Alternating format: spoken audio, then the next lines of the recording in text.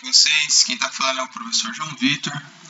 E hoje eu estou aqui para fazer a parte 2, a aula 2 sobre lubrificantes, certo? Especificamente vamos falar sobre graxas, legal? Então vamos lá. Primeiramente, qual é a composição da graxa? Então a graxa ela é um composto semissólido, basicamente composto por óleo, por um espessante, que é o que dá aquela consistência para ela, e o aditivo, tá? Então, primeira pergunta da NASA aí, pessoal? Como que a graxa lubrifica? Ou o que lubrifica na graxa? Bom, a resposta para essa pergunta é: o que lubrifica numa graxa é apenas o óleo dela, pessoal. Se tiver algum aditivo junto, esse aditivo ele vai ajudar no processo, mas a lubrificação ela acontece através do óleo. O espessante ele está ali apenas para aglomerar, para juntar esse óleo e soltar quando for necessário, tá? Então vamos para a segunda pergunta da NASA. Como que uma graxa lubrifica? Qual é o mecanismo de lubrificação de uma graxa? Bem, funciona assim. Quando a máquina estiver parada, se o equipamento estiver parado, o espessante está segurando o óleo. A partir do momento que esse equipamento começou a funcionar, que eu tenho velocidade, esse espessante vai começar a soltar o óleo. Então o óleo vai começar a se separar do espessante e vai fazer a lubrificação, tá? Quando a máquina desligar, que ela perder temperatura e não tiver mais velocidade, o que vai acontecer? O óleo vai voltar e se juntar com o espessante. E esse processo vai acontecer milhares de vezes entre soltar e voltar para o espessante, tá? Quando que uma graxa, então, está ruim? Entre outras coisas, uma graxa está ruim quando esse processo já não é mais tão bom assim. Ou seja, o óleo se separa e já não consegue voltar mais. Ou o espessante não consegue segurar mais o óleo. Então, nós falamos que essa graxa já está contaminada, ou ela está degradada, ela está envelhecida. Então, eu tenho uma falha de lubrificação. Tudo bem? Bom, a base de óleo que a gente utiliza é a base mineral ou sintética, que a gente já falou. E o espessante, pessoal, tem duas famílias. O sabão metálico, então o espessante feito por sabão metálico, então sabão à base de lítio, alumínio, cálcio. E o espessante que não é um sabão, que são os espessantes sintéticos, PTFE, poliureia, silicone e entre outros. O PTFE, pessoal, é a abreviação para o Teflon, que é o mesmo material que o pessoal utiliza para fabricar veda-rosca, tá bom? Então eu posso ter um espessante com essa característica. Qual que é a vantagem disso? Esse é um espessante que suporta altas temperaturas, tá? Então a graxa que utiliza esse tipo de espessante é uma graxa mais cara. Legal? Bom, vamos lá. Como é que eu escolho uma graxa? Bom, basicamente eu tenho que olhar para a temperatura de trabalho. Então, qual é a temperatura que o lubrificante vai trabalhar, que a graxa vai trabalhar? Ou qual é a temperatura que aquele equipamento vai desprender? A compatibilidade com a aplicação. Então, graxas com aplicação adequada. Por exemplo, se eu vou usar um lubrificante para a linha alimentícia, tem que ser uma graxa food grade.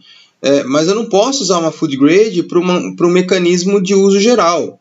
Essa graxa não tem a mesma eficácia ou a mesma eficiência. Então, a aplicação da graxa é muito importante. Tá? Mas como que eu faço para saber qual que é a aplicação, a compatibilidade? É só você olhar na ficha técnica da graxa. Tá?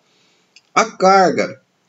Qual é a carga de trabalho? Então, é uma graxa para trabalho pesado ou é uma graxa para trabalho mais leve? É uma graxa que vai trabalhar em alta rotação ou uma graxa que vai trabalhar em rotação mais baixa? Então carga, velocidade. E pensando em tudo isso, a gente escolhe graxa pela sua consistência. Então, pessoal, diferente do óleo, as graxas são compradas ou adquiridas pela sua consistência e não pela sua viscosidade. Tá? Então é muito comum você falar, vou comprar uma graxa grau 3, grau 2, grau 1, grau 0. Tá? Esse grau é o índice de consistência dela. Se esse número for grande, ela é mais dura. Se esse número for baixo, ela é mais molinha, certo? Bom, aí nós temos uma tabela que mostra os tipos de espessantes, tanto os que são base sabão ou os que não são sabão. Tá? Tem uma lista completa para vocês aí com as aplicações, legal? Então tem lá lítio, cálcio, alumínio, né? Poliureia, argila, silicone, o PTFE que eu já falei para vocês, legal? Bom, aditivos. As graxas, pessoal, também utilizam aditivos, né? Então aditivo EP, antioxidante, anticorrosão. E eu queria fazer um comentário especial com o bisulfeto de molibdênio.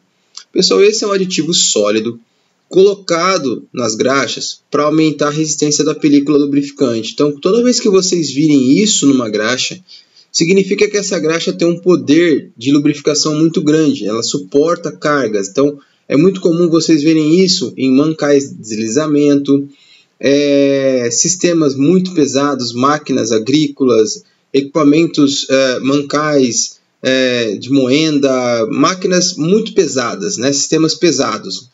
Então, utilizam esse tipo de aditivo sólido aí, que aumenta bastante a resistência da película lubrificante. Aí nós temos os corantes, né? Então, isso é uma outra coisa interessante de falar. As graxas, a cor da graxa não tem nada a ver com a sua qualidade ou especificação.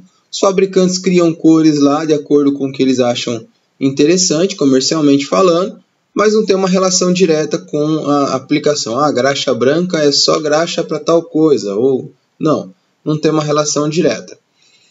Aditivo de adesividade é um outro aditivo muito utilizado em graxa. O que é adesividade? Eu quero que passar a graxa ali, eu quero que ela fique, eu não quero que ela escorra, que ela saia dali, né?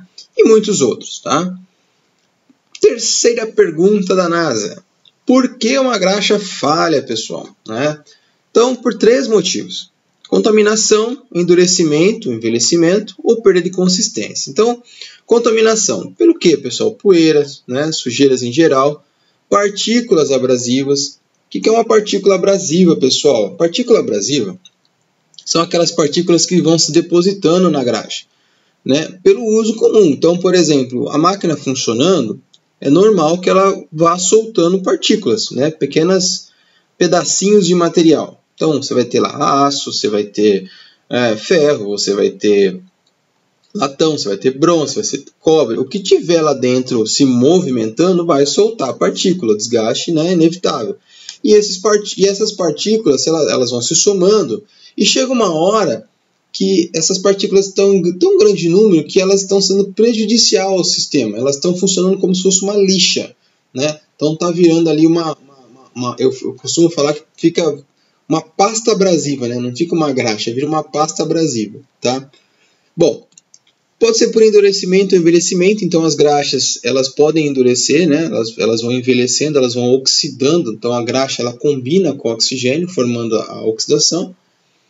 E ela vai endurecendo. Uma coisa também que eu já vi em baldes de graxa, quando você tem aqueles baldes de 20 litros, pessoal, é comum também começar a formar pequenas gomas. Então você vê, eu já vi isso já, você vê algumas gomas no meio da graxa, né? Então o que está acontecendo ali? A graxa está tão velha, tão degradada, que ela começa a formar essas gomas. E isso é muito ruim, significa que a graxa já perdeu bastante seu poder de lubrificação, tá? Uma outra coisa que acontece também, pessoal, é a separação do óleo. Gente, o óleo, ele se separa da graxa, tá? O pessoal coloca aditivo, tal, para melhorar isso. A própria água, né? Toda graxa tem um pouquinho de água. Ajuda nesse processo para não separar. Mas mesmo assim separa. Algumas mais, algumas menos. E conforme a graxa vai ficando mais velha, né? Somente se ela trabalhou em altas temperaturas, a graxa ela vai separar, o óleo, né, perdão, vai separar da graxa, do espessante, tá? Existe uma porcentagem de tolerância disso, mas qual é o problema disso, pessoal? Eu vou contar um fato que aconteceu. Uma empresa trabalhava com uma graxa food grade, que é uma graxa de linha alimentícia, era uma graxa branca, e essa graxa ficava num copo graxeiro. O que é um copo graxeiro? É um recipiente onde você coloca a graxa, e esse copo ele tem um sisteminha lá que ele vai bombeando graxa conforme vai precisando, certo? De tempo em tempo ele vai lá bombeando graxa. Acontece que o pessoal não percebeu, o óleo se separou do espessante, então o óleo ficou em cima e o espessante ficou embaixo. E o equipamento foi bombeando, O que aconteceu? Começou a ir mais espessante do que óleo para dentro do sistema e chegou uma hora que a máquina travou, pessoal. Literalmente, deu um custo muito grande isso. E o que a gente tira de lição disso? Nós sabemos que a graxa separa, né? Ou seja, o óleo separa ali do espessante. Então, toda vez que você tiver na sua empresa um copo graxeiro, faz lá um checklist, que de tempo em tempo, sei lá, uma vez por semana, que seja, cada 2, 3 dias, passa alguém lá e mistura com uma espátula, com um bastão, mistura essa graxa para que não aconteça isso que eu acabei de falar, tá? Uma outra coisa, o pessoal compra aqueles baldes de 20 litros ou até maiores, né? Com graxa. Pessoal, se ficar muito tempo parado, ele vai separar. Então, antes de você pegar a graxa, vai lá, mistura bem ela, dá uma boa misturada nela com um bastãozinho, e aí você pega a graxa. Por quê? Se de repente você está pegando graxa, né, achando que está pegando certo lá, e você está levando só o espessante, né? É claro que não vai separar 100%, mas você vai estar levando uma graxa com falta, né, de óleo, que é o que você precisa, tá? Perda de consistência, amolecimento. Então, pessoal, a graxa, como eu falei, ela é comprada pela sua consistência e ela pode ficar menos consistente. Por que isso pode acontecer? Um dos motivos é baixa estabilidade. O que é isso, pessoal? As graxas têm uma certa estabilidade, umas mais, outras menos, tá? Então, graxas muito baratas ou muito fraquinhas, né? Conforme aumenta a velocidade ou muda a temperatura, a tendência é que ela mude a sua consistência, mude muito a sua consistência, né? Então, tem graxa que se esquentou um pouquinho ela ou deu um pouco mais de rotação no sistema lá, ela vira quase uma água. Então, isso é ruim, né? Então, esse amolecimento pode ser por causa que ela tem uma baixa estabilidade. Mistura com óleo ou água. Pessoal, colocou óleo na graxa, ela vai ficar menos consistente, tá? Então, toma cuidado com isso, não deixar cair óleo na graxa. Uma outra dica aí para vocês, tá? Aí a classificação que eu falei para vocês, então, existe essa organização, esse NLGI aí, que classificam as graxas em graus, pessoal, né? Então, de acordo com a sua consistência. Então, você tem lá graxas mais finas, que são números menores, e graxas mais duras, mais rígidas, números maiores. Então, começa lá com 000 e vai até 6. Tá? Qual é o padrão de indústria, pessoal? Padrão, geralmente, o pessoal usa de 1 a 3. Geralmente, aí 2, 3, são as graxas de uso comum que a gente utiliza aí, tá? Mas, professor, né, pergunta 4 da NASA. O que são esses graus, pessoal? Veja bem. A graxa, como eu falei, ela é medida em consistência. Como que eu faço para medir isso? Existe um equipamento chamado penetrômetro. Esse equipamento, pessoal, ele possui uma pecinha cônica, né, padronizada. Então, o que você faz? Você pega lá um pouco de graxa que você quer testar, preenche lá, tem um copinho lá que você enche de graxa, um recipiente, e você solta. Então, esse equipamento, você prende esse cone no equipamento, e quando você vai começar o teste, você aperta um botão, ele vai soltar esse peso vai cair em cima da graxa e vai penetrar na graxa. Então, se ele entrar bastante na graxa, significa que a graxa é mole. Se ele entrar pouco na graxa, significa que a graxa é mais dura, né? Então, você mede o quanto deu de penetração ali, né, em milímetros, faz uma conversão e determina o grau da graxa. Então a graxa ficou de 310 a 340. É uma graxa grau 1. Ficou de 200 e pouco. É uma graxa grau 3. Ou 2, enfim. Entendeu como funciona? Então, o nome do equipamento é penetrômetro. Legal? Vamos lá. Então, algumas informações importantes. Ponto de gota, pessoal. O que é ponto de gota? É a temperatura onde a graxa começa a gotejar, né? Por isso o nome ponto de gota. E na prática, quando vocês forem comprar uma graxa, é interessante que ela tenha um ponto de gota 30 graus acima da temperatura de trabalho. Então, por exemplo, você tem um equipamento que ele trabalha a 50 graus. É interessante que a sua graxa tenha um ponto de gota de 80 graus, 30 graus acima. Legal? Por quê? Porque senão o que vai acontecer? Você vai trabalhar com uma graxa que vai estar sempre muito, com uma consistência muito baixa, né? Ela vai estar sempre muito mole, muito líquida, né? Teor de água, como eu falei, pessoal, as graxas possuem um pouquinho de água, né? Isso garante que um óleo não se separe do espessante, porém eu já falei que mesmo assim eles acabam se separando, né? As graxas de sódio, alumínio e lítio não precisam de água, mas as de cálcio, por exemplo, tem ali de 1 a 3%, tá?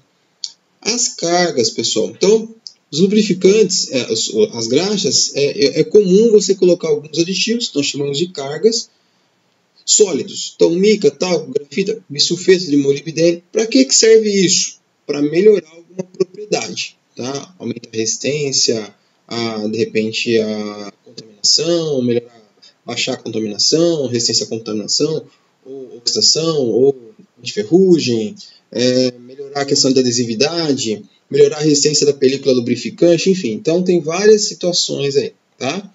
O extrema pressão, que nós já falamos, o que é. Lubrificante, nós já comentamos, aqui tem a mesma função. Resistência à água, né? Resistência à oxidação, estabilidade ao trabalho, que é aquilo que eu havia falado para vocês. Então, procurem comprar graxas que tenham uma alta estabilidade, né? Por quê?